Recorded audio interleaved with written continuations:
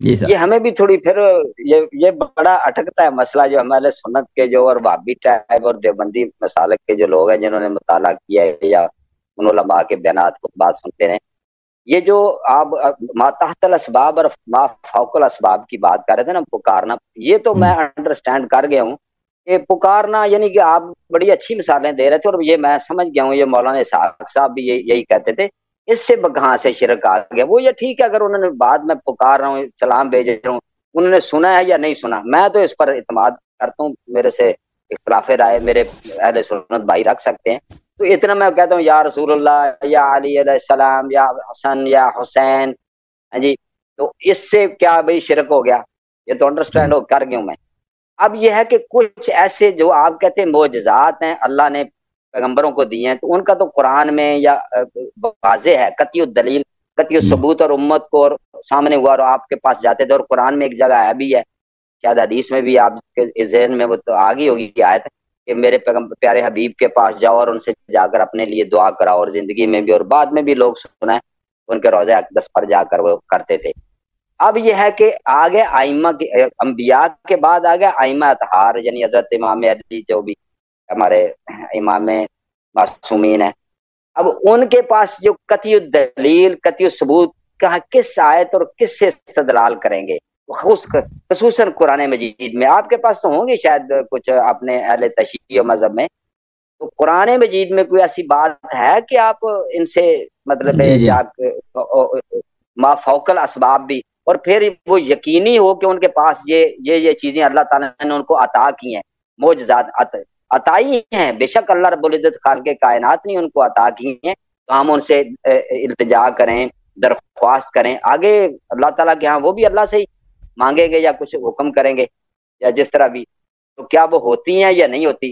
جیسا کہ حضور علیہ الصلوۃ والسلام آقا نامدار رسالت مآب صلی اللہ تعالی وسلم نے دعا کی عبداللہ بن ابی کے لیے، تو اللہ رب العزت خالق کائنات نے وہ دعا کو شرف قبولیت نہیں دیا بلکہ روک دیا۔ جی ہاں، میں آپ کو قرآن کی ایک آیت دکھا دیتا ہوں پہلے، اعوذ باللہ من الشیطان الرجیم۔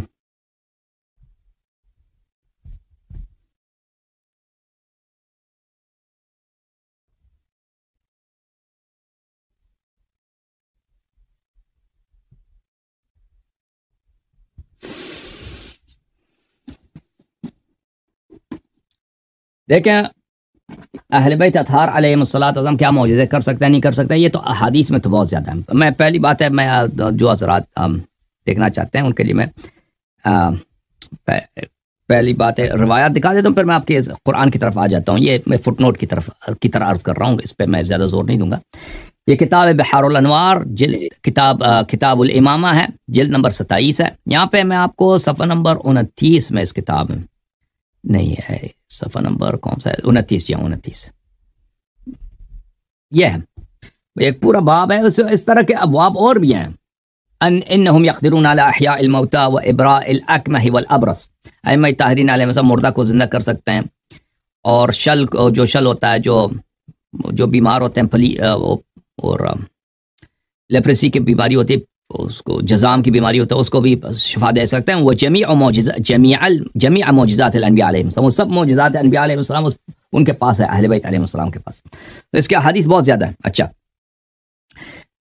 لیکن قرآن مجید سے ملاحظہ کریں، قرآن مجید فرقان حمید میں سورہ مبارکہ نمل میں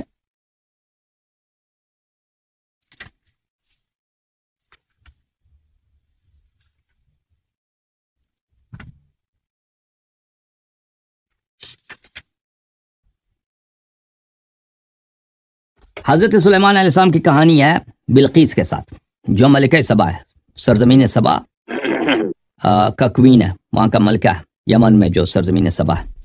تو حضرت سلیمان علیہ السلام کو خبر آئی، ہدہد نے خبر دیا کہ وہاں پہ میں گیا ہوں، وہاں پہ ایک بہت بڑی قوم ہے، وہ سورج کی پوجا کرتے ہیں، سورج کی پرستش کرتے ہیں، اور ان کی ایک بہت بڑی ملکہ ہے، اس کا بہت بڑا تخت ہے۔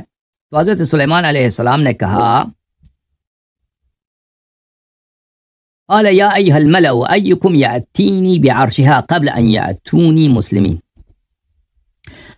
اے درباریوں سے کہا، دربار والو، تم میں سے کون ایسا کہ اس کے تخت کو یہاں کے لے کے آ جاؤ، یعنی اس کا جو تخت ہے بلقیس کا، اس کو یہاں پہ اب میرے پاس لے کے آ جاؤ، اور اس سے پہلے کہ وہ خود آ جائے تم ان کو لے کے آ جاؤ، مسلمین ان کو بالکل ایسے تسلیم کر کے لے کے آ جاؤ ادھر۔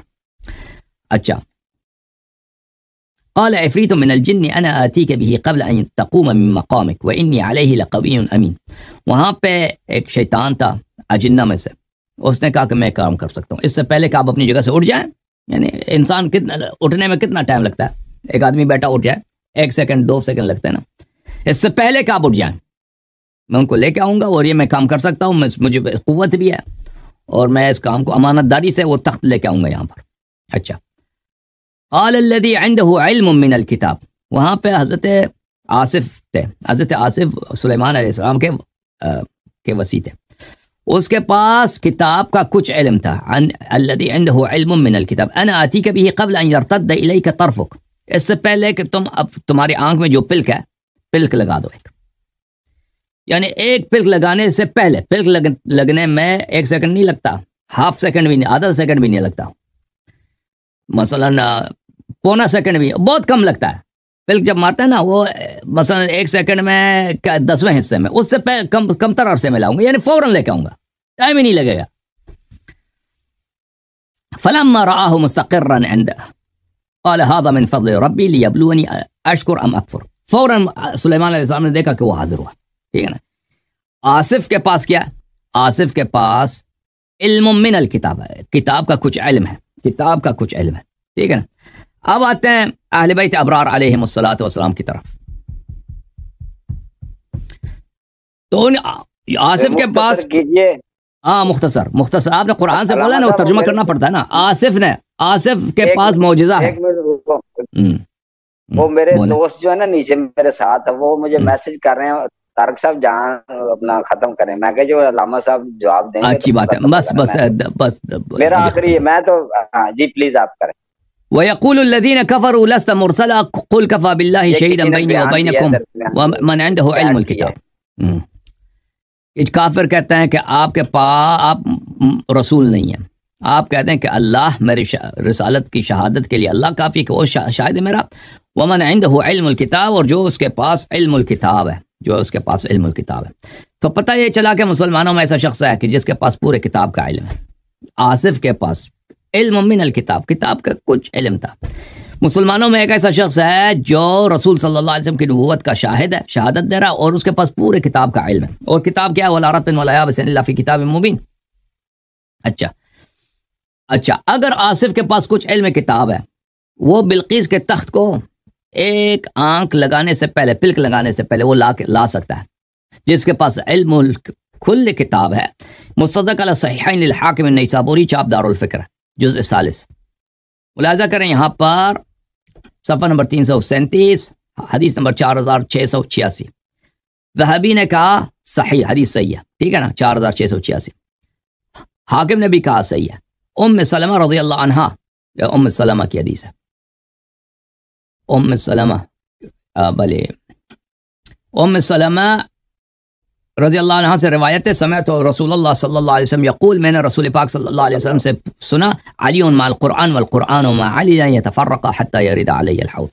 قرآن علی علیہ السلام کے ساتھ ہے، علی علیہ السلام قرآن کے ساتھ، ان دونوں کے درمیان کبھی افتراق نہیں ہوگا جب تک کہ یہ میرے پاس حوض کوثر پہ نہ آ جائے، ٹھیک ہے نا۔ یہ شواہد التنزیل ہے حاکم حسکانی کی، جو حنفی عالم ہے، اس نے ابو سعید خدری سے روایت کی ہے کہ میں نے رسول صلی اللہ علیہ وسلم سے پوچھا، ومن عنده علم الکتاب کون ہے؟ قال ذاک اخی علی بن ابی طالب علیہ السلام، وہ میرے بھائی علی بن ابی طالب علیہ السلام ہے، ٹھیک ہے نا۔